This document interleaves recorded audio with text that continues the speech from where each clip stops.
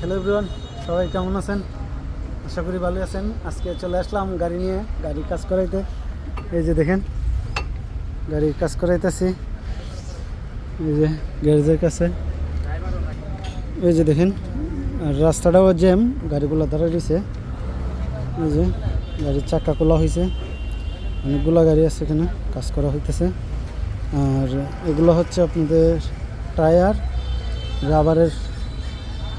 দেখেন, সব গাড়ির টায়ার এখানে আছে।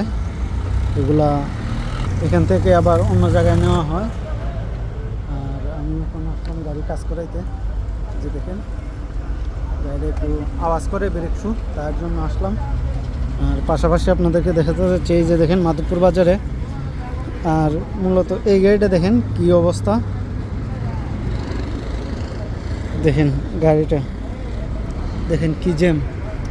এখন মাধবপুর বাজারে প্রতিনিয়ত জ্যাম লেগেই থাকে।